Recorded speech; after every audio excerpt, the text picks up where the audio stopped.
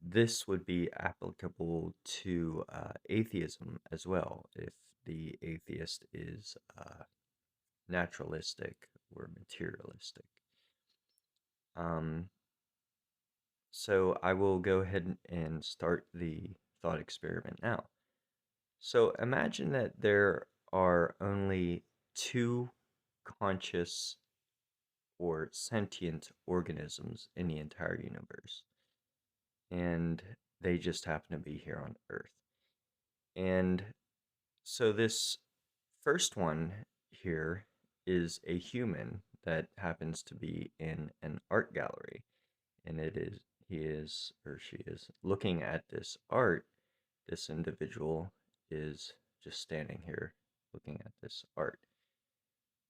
And the other uh, the other organism that happens to exist is, we'll say it is a bird that is looking up at this tree for some reason. And so these are the only two experiences or consciousnesses that are in the universe at all. That's it. Nowhere else, anywhere else, for the purposes of this thought experiment, there are no other consciousnesses anywhere else on Earth or anywhere in the universe. So, that's it. There's just these two. And then one of them dies. So, let's say that the one on the human on the right side here on the screen dies.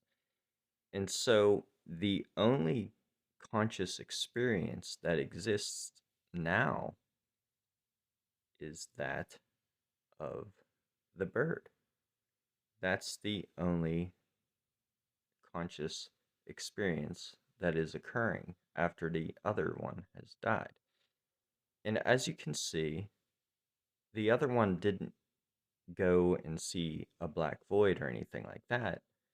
No, the only experience that is occurring after the other consciousness has ended is the consciousness or the experience of this bird, what the bird is witnessing.